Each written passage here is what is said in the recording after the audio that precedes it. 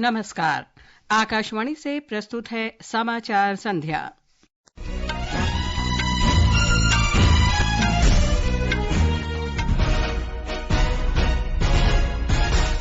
भारत और लाओ ने रक्षा सहयोग और सीमा शुल्क सहित 6 समझौतों पर हस्ताक्षर किए। प्रधानमंत्री नरेंद्र मोदी ने वियंचन में पूर्वी एशिया शिखर सम्मेलन को संबोधित किया। साइबर, समुद्री और अंतरिक्ष क्षेत्रों में सहयोग मजबूत करने का आह्वान। रक्षा मंत्री राजनाथ सिंह ने उच्च स्तरीय सैन्य तैयारियों और क्षमताओं के लिए सेना की प्रशंसा की। भारत ने लेबनान में बिगड़ती सुरक्षा स्थिति पर चिंता व्यक्त की। जापान परमाणु बम हमले से बचे लोगों के समूह निहोन हिदानक्यो को इस वर्ष का नोबेल शांति पुरस्कार देने की घोषणा। और नवरात्रि उत्सव पूरे देश में हर्षोल्लास के साथ जारी।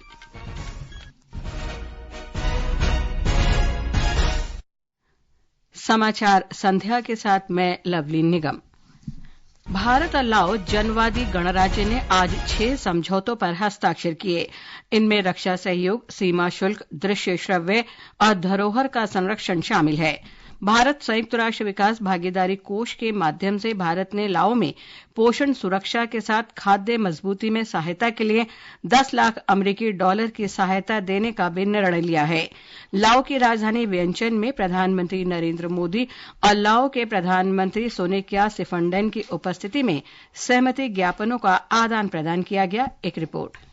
लाओ की यात्रा के दूसरे दिन श्री मोदी ने लाओ के राष्ट्रपति थोंगलाओन सिसोलिथ से आज वियंचन में मुलाकात की। प्रधानमंत्री ने राष्ट्रपति को आसियान सम्मेलन और पूर्वी एशिया सम्मेलन के सफल आयोजन पर बधाई दी। बैठक के दौरान दोनों नेताओं ने द्विपक्षीय संबंधों पर विचार विमर्श किया और दोनों देशों की निकटतम भागीदारी को और सुदृढ़ बनाने की प्रतिबद्धता व्यक्त की। श्री सिसोलिथ ने चक्रवाती तूफान यागी के कारण आई बाढ़ में मानवीय सहायता देने के लिए श्री मोदी का आभार व्यक्त किया। श्री मोदी ने लाओ के प्रधानमंत्री के साथ वियंचन में द्विपक्षीय वार्ता भी की। दोनों नेताओं ने विकास भागीदारी, क्षमता निर्माण, आपदा प्रबंधन और नवीकरणीय ऊर्जा जैसे क्षेत्र के बारे में चर्चा की। लाओ के प्रधानमंत्री ने बाढ़ में भारतीय सहायता के लिए श्री मोदी का आभार व्यक्त किया। श्री मोदी ने पूर्वी एशिया सम्मेलन से अलग थाईलैंड की प्रधानमंत्री पाइटोंग टर्न शिनावात्रा से भी मुलाकात की। दोनों प्रधानमंत्रियों के बीच ये पहली मुलाकात थी। दोनों नेताओं ने विभिन्न क्षेत्रों में द्विपक्षीय सहयोग पर विचार विमर्श किया। उन्होंने क्षेत्रीय और बहुस्तरीय मामलों में भी सहयोग बढ़ाने के तौर तरीकों पर विचार विमर्श किया। श्री मोदी 2 दिन की यात्रा सफलतापूर्वक पूरी कर आज शाम नई दिल्ली लौट आए हैं। श्री मोदी ने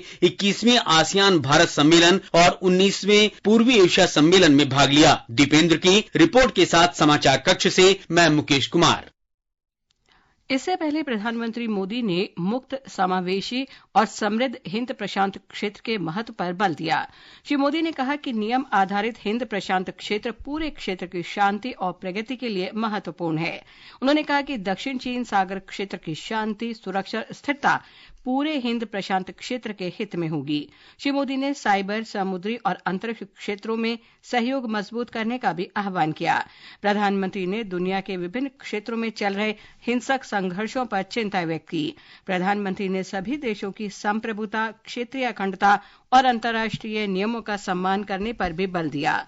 प्रधानमंत्री ने तूफान यागी से प्रभावित लोगों के प्रति अपनी संवेदना व्यक्त करते हुए कहा कि भारत ने ऑपरेशन सद्भाव के अंतर्गत मानवीय सहायता प्रदान की है।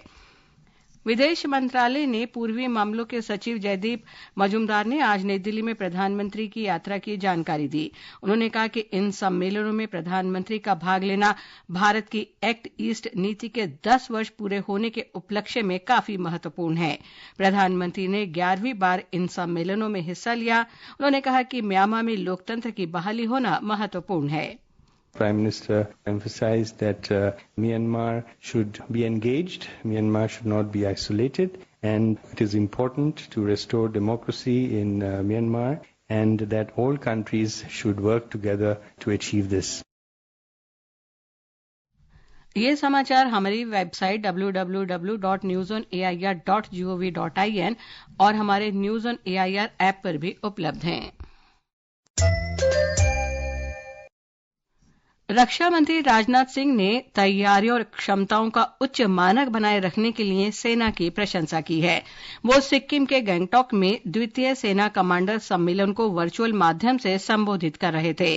श्री सिंह ने कहा कि इस तरह के सम्मेलन में रक्षा कूटनीति, स्वदेशीकरण, सूचना युद्ध, रक्षा बुनियादी ढांचा और सेना के आधुनिकीकरण से जुड़े मुद्दों पर विचार विमर्श होना चाहिए। उन्होंने कहा कि युद्ध की तैयारी हमेशा होनी चाहिए। बाद में रक्षा मंत्री ने प्रेरणा स्थल का वर्चुअल माध्यम से उद्घाटन किया। प्रेरणा स्थल उन 22 साहसी सैनिकों की याद में बनाया गया है जो अक्टूबर 2023 के पहले सप्ताह में एक झील के टूटने से आई बाढ़ में मारे गए थे। इस प्रेरणा स्थल ने उन जवानों की बहादुरी को इतिहास में हमेशा के लिए अंकित कर दिया। अब चाहे कितनी भी पीढ़ियां चली जाए, लेकिन जब तक यह स्थल रहेगा तब तक यह इस क्षेत्र के लोगों को हमारे जवानों के शौर्य से परिचित कराएगा, उन्हें प्रेरणा देगा। हरियाणा में नई सरकार के शपथ ग्रहण की तैयारियां शुरू हो गई हैं। प्रधानमंत्री नरेंद्र मोदी पंचकुला में शपथ ग्रहण समारोह में शामिल होंगे। समारोह के आयोजन का दायित्व पूर्व सांसद संजय भाटिया को सौंपा गया है। श्री भाटिया ने आज पंचकुला में अधिकारियों के साथ बैठक में समारोह की तैयारियों पर चर्चा की। श्री भाटिया ने आकाशवाणी समाचार को बताया कि शपथ ग्रहण समारोह पंचकुला में ही होगा।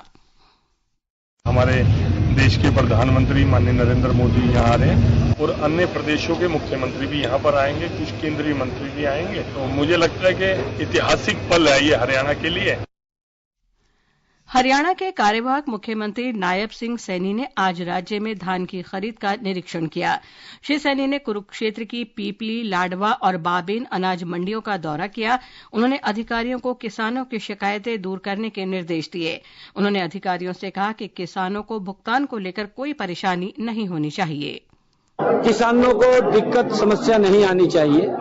जो पैरामीटर्स बने हुए हैं 17 मॉइस्चराइज से नीचे या 17 मॉइस्चराइज किसी की है, एक भी डेयरी मंडी में दिखाई नहीं देनी चाहिए, अधिकारियों को कहा है।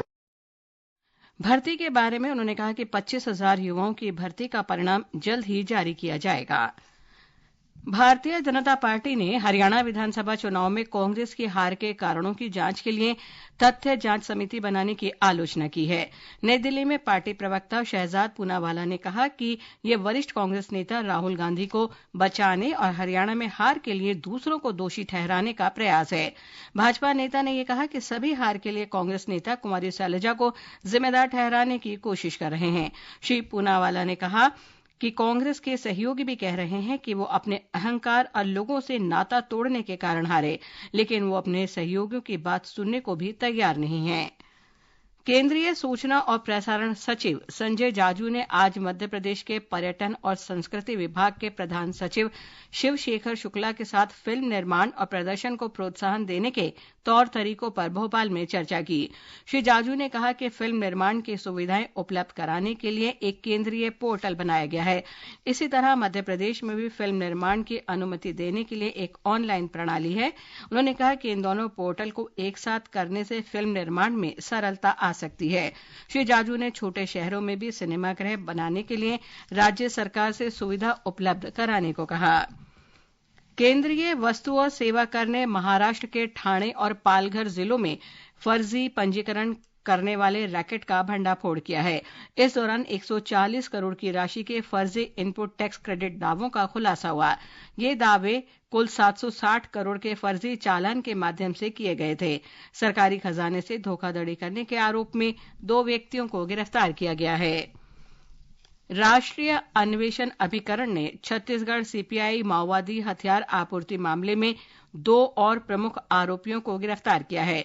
अभिकरण ने कहा कि उत्तर प्रदेश के 2 आरोपियों की गिरफ्तारी के साथ मामले में कुल 6 लोग गिरफ्तार किए जा चुके हैं। आरोपियों ने प्रतिबंधित आतंकवादी संगठन को हथियारों की आपूर्ति करने के लिए साजिश रची थी। पिछले साल जनवरी में 4 आरोपियों की गिरफ्तारी के साथ स्थानीय पुलिस ने हथियार और गोला बारूद भी जब्त किए थे। भारतीय रिजर्व बैंक ने बैंकों, गैर बैंकिंग कंपनियों सहित सभी भुगतान सेवा प्रदाताओं को डिजिटल भुगतान सेवा में दिव्यांगजनों की सुविधा का ध्यान रखने का निर्देश दिया है। हमारे संवाददाता ने बताया है कि बैंक ने भुगतान सेवा प्रदाता डिजिटल भुगतान प्रणाली में दिव्यांग अनुकूल आवश्यक बदलाव करने को कहा है। आरबीआई ने कहा कि समीक्षा के आधार पर इन प्रणालियों तथा पॉइंट ऑफ सेल मशीन जैसे उपकरणों में आवश्यक बदलाव कर सकते हैं, जिससे दिव्यांग लोग इसका आसानी से इस्तेमाल कर पाएंगे। आरबीआई ने आगे बताया कि भुगतान प्रणाली प्रदाताओं को ये बात भी सुनिश्चित करनी है कि वे भारत सरकार के अर्थ मंत्रालय ने 2 फरवरी 2024 को जारी किए हुए accessibility standard and guidelines for the banking sector का भी पालन करें। आरबीआई ने इस बात पर जोर दिया है कि ये करते वक्त इन प्रणालियों की सुरक्षा के साथ कोई भी समझौता न हो। अंकिता आप्टे, आकाशवाणी समाचार, मुंबई। आयकर विभाग ने वित्तीय वर्ष 2024-25 के लिए अब तक 13,57,000 करोड़ रुपए से अधिक प्रत्यक्ष कर संग्रह किया है। इस संग्रह में 7 लाख करोड़ रुपए से अधिक का व्यक्तिगत आयकर और 6 लाख करोड़ रुपए से अधिक का कॉरपोरेट कर शामिल है। विभाग ने कल तक 2,31,000 करोड़ रुपए से ज्यादा का रिफंड भी जारी किया है। ये समाचार आकाशवाणी से प्रसारित किए जा रहे हैं। ताजा समाचार जानने के लिए आप हमारे social media handle X @AIR news Hindi को फॉलो कर सकते हैं। भारत ने लेबनान की वर्तमान स्थिति पर चिंता व्यक्त की है। विदेश मंत्रालय ने कहा है कि भारत की स्थिति पर बारीकी से नजर है और क्षेत्र में बिगड़ती सुरक्षा स्थिति पर वो चिंतित है। ब्यौरा हमारे संवाददाता से।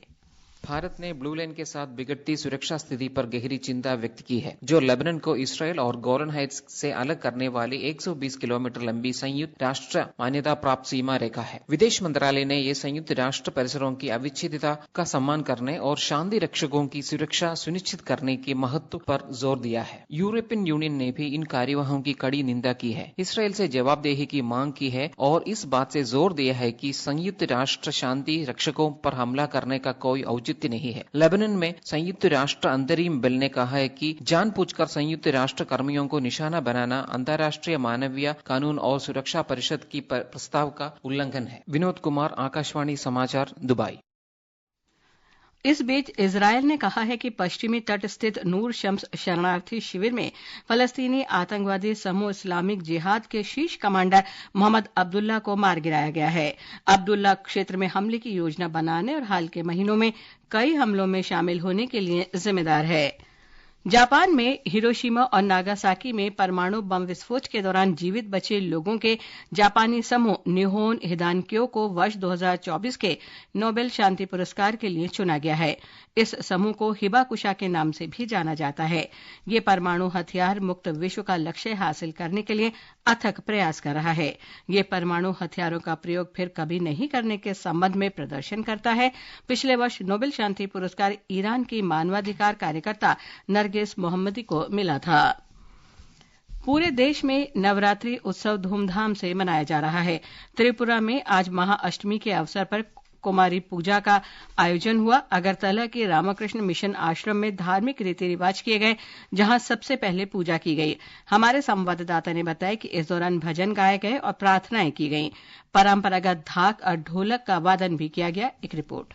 कुमारी पूजा देवी दुर्गा की शक्ति, बल और विशेषताओं को याद दिलाने वाला एक स्मरणोत्सव है। दुर्गा पूजा के दौरान कुमारी पूजा का जश्न 1898 में शुरू हुआ, जब स्वामी विवेकानंद ने कश्मीर के श्रीनगर में खीर भवानी मंदिर में एक 4 साल की लड़की को देवी के रूप में पूजा था। बाद में 1901 में स्वामी विवेकानंद ने बेलूर मठ, कोलकाता में रामकृष्ण मिशन और मिशन के मुख्यालय में कुमारी पूजा का अनुष्ठान संपन्न किया था। कुणाल शिंदे, आकाशवाणी समाचार, अगरतला। पूर्वी लद्दाख के हैनली में परमाणु ऊर्जा विभाग ने प्रमुख वायुमंडलीय चयनिकों प्रयोग वेधशाला स्थापित की है। यह भारत की स्थिति को मल्टी मैसेंजर खगोलीय विज्ञान के क्षेत्र में मजबूती प्रदान करेगी। वेधशाला की दूरबीन उच्चतम ऊर्जा वाली गामा किरणें जैसे ब्लैक होल, सुपरनोवा और गामा किरणें विस्फोटक का निरीक्षण करेंगी। आईसीसी महिला T20 विश्व कप क्रिकेट के ग्रुप ए के मैच में आज दुबई में ऑस्ट्रेलिया का मुकाबला पाकिस्तान से हो रहा है। ऑस्ट्रेलिया ने टॉस जीतकर पाकिस्तान को बल्लेबाजी करने को कहा है। ताजा समाचार मिलने तक पाकिस्तान ने 19 ओवर में 9 विकेट पर 78 रन बना लिए हैं। अंत में मुख्य समाचार एक बार फिर।